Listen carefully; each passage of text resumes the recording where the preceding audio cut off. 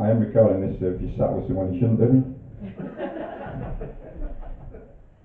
Yeah, but the camera's not pointing at me. I'm not a fucking idiot. So hello. So Fred, I think a few of you have seen me before. If you've not seen me before, my comedy is a bit like my love life. We won't be long, don't worry. You may find the next few minutes slightly disappointing. But if we relax, we smile, have a laugh, we might even enjoy it. And if we don't, we can go home and watch people do it much better on the internet.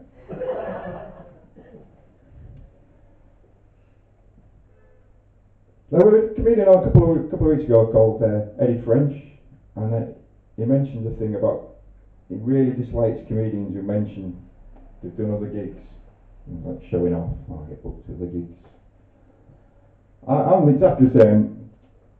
I said it to Elise on Friday when we were doing that charity night. Yeah, I do charity gigs. It was alright. I sort of got tricked into volunteering for it because I'd gone to Wakefield for a gig. Yeah, I've done it twice, thank you. And the person who took me said, "Will you do this charity gig for us?" I said, "Well, I'm not very sure." She said, "No, you're doing it, also I'm leaving you here." There's very, very, very few things in the world that I could think of that I wouldn't do to get out of Wakefield. So I ended up doing this charity gig. One thing I probably wouldn't do is a charity gig for cats. It's not that I dislike cats particularly, nothing against them, it's really, really hard to write good jokes in favour of cats. Anti-cat jokes, face to face. If you've got a cat, it smells. If you've got a cat, he doesn't like you, he just wants feeding, then it'll fuck off. If you've got a cat, your house smells. Your cat's just waiting for you to die so it can eat you. If you've got a cat, you smell. I know this to be true because I've got a cat. I mean, you could tell. Oh yeah, sorry. Yeah, we do have a cat. I got a cat in the way that blokes normally get cats. I went out to cricket on Saturday morning, came back on Saturday night, there was a cat. This also works with candles and cushions.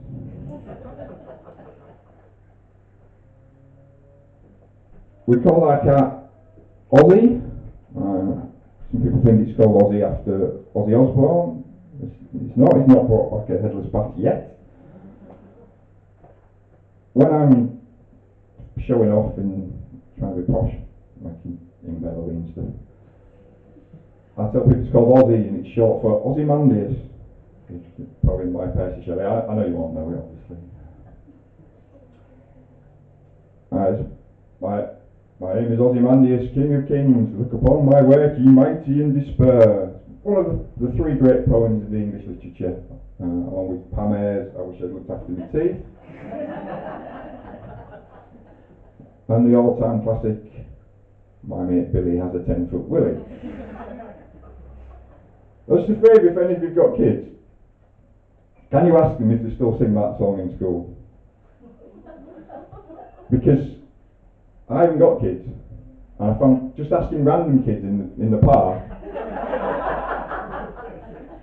do you know My Mate Billy's got a 10-foot Willy? I'm a really fast runner now though, so not too bad. So no, it's actually, Aussie is actually called Aussie, it's actually lengthened, because it's called, it's named after Oz, the character played by Jimmy Nail in Our Frida's Empire, because he was found on a building site. It's not very funny, but it's true. You all remember Jimmy Nail? Yeah. Very big actor in the 80s, started music in the 90s, with crocodile shoes and that, She's Lying. Massively successful until one night at Top of the Pops. And he got hit in the head by MC Hammer.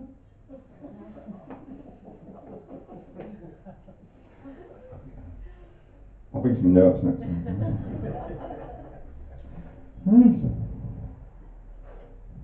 I have to learn this, not anyone. Actually, I ought to go to reading, that's even better than that, right.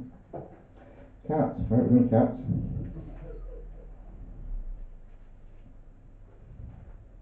Oh, cats. I've wrote a lot about cats, you know.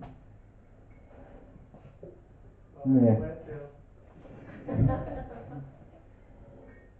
So what I want to talk about to you now is about my mate Stu. And most of you have probably never met my mate Stu. Alicia's met my mate Stu.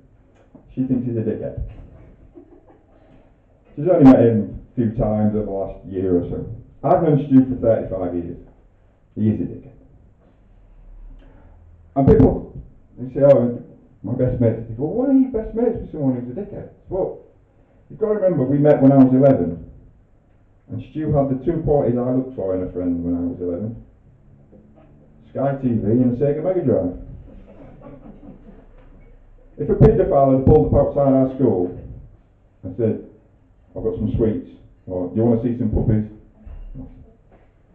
If it had said, do you want to come round and watch MTV and I've got the latest John Madden? I would now be a poster on a lamppost. And you'd be watching an empty stage right now.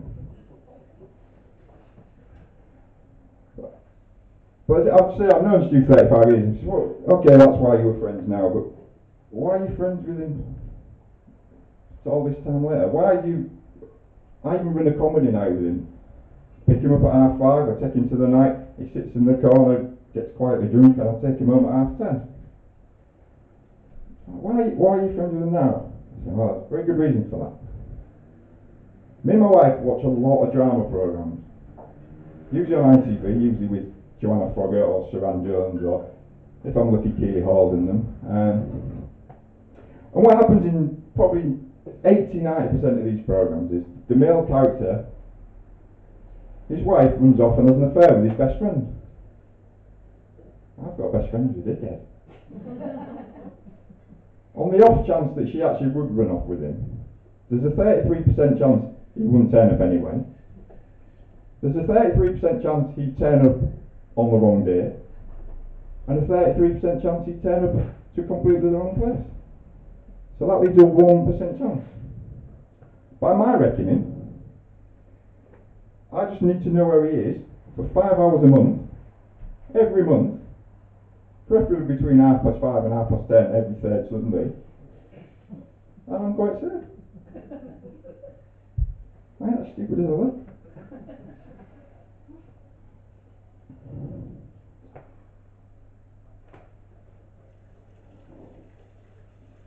Do you like me jacket? What is this? I really, when I was younger, I really wanted to be a top international sportsman. Not for the women or the money or the fast cars. I just wanted a tracksuit with sponsorship and initials. And I've just never grown out of it.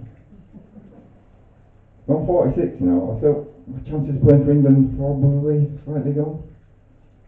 So I just bought one. I don't even know what that is.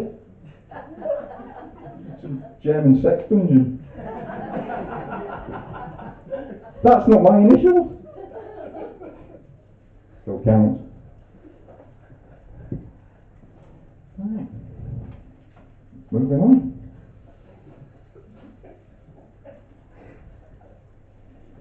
Well, that's all a bit about the jacket, just done that. Yeah, the other reason for the jacket, are any of you familiar with a program called America's Dumbest Criminals? Or it should just be called American Criminals.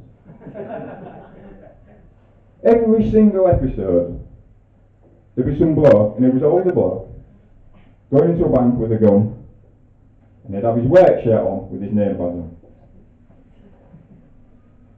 Now, I'm not saying I am going to go rob a bank, but if anybody else got a fast car and is quite a good driver, come and see me later, I might have a job for you.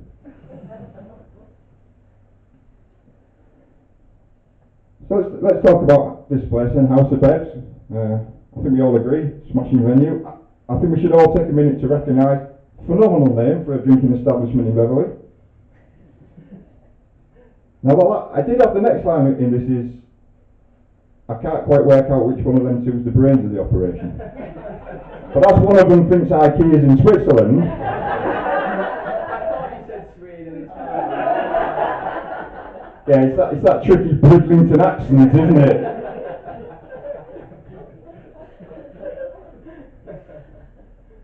No, it's a lovely venue. Very classy. Unfortunately, obviously I'm from Hull. This sort of place wouldn't work in Hull. People would just walk past, but oh, this looks a nice place. Should we go in there? Oh no, that's not for the likes of us. We'll go to Weatherspoons. We'll get our usual table. We'll have a pint. We'll have half, and we'll sit and watch the fight. I didn't know there was boxing on. Nope, there will be a fight. Did someone try to open a posh restaurant in Hull, where it was called 1884? It's named after the bill.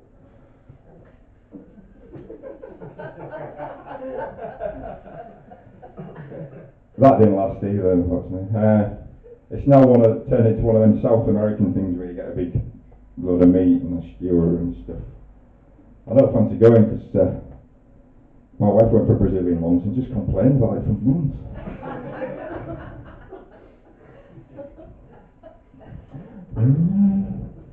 You know, this bit all takes place out of shot, you see.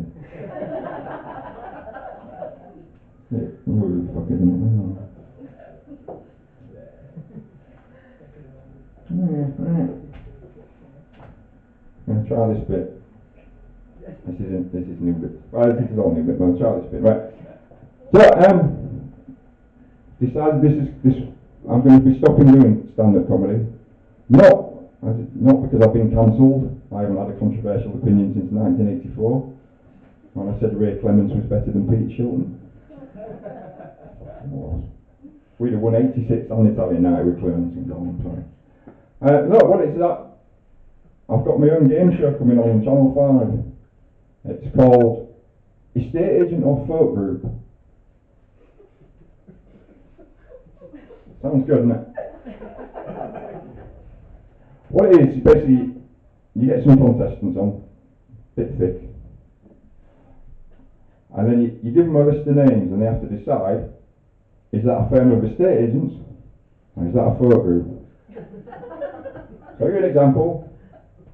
Linwood, Lawrence. Is that an estate agent? Or did they have a big hit in 1974 with their version of Puff and Magic Dragon? I know it sounds terrible, but it's still better than eggheads and Pointless. I'm a bit bitter about Pointless. I auditioned to go on Pointless, and I didn't go on. The question that I got was, name a famous vampire. And I said, the one off Sesame Street. And they said, he doesn't count. I said, I think you'll find he fucking does.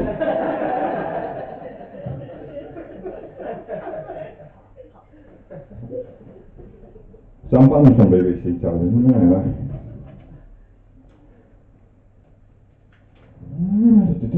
Just talk amongst yourselves.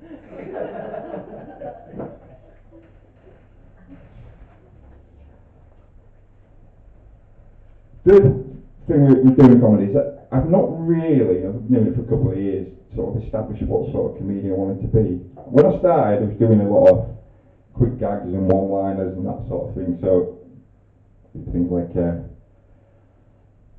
my dad's never got to see me on stage, but I can feel him looking down on me. He's not dead, he's just really condescending. And then I got sacked as the vet from Yorkshire Wildlife Park. As he said, I didn't notice one of the animals was pregnant. I did, I just didn't want to deal with the elephant in the womb. The problem with doing stuff like that is, sorry when you're doing 5 minutes, but when you're trying to entertain a Monday night Beverly audience for 20 minutes, to be honest, it's a fuck of all the work. I can't remember this. Chance have I got? So I thought I'd become one of them storytelling comedians, like Stuart Lee, because then you can just talk really, really slowly. And then if you want, you can just sort of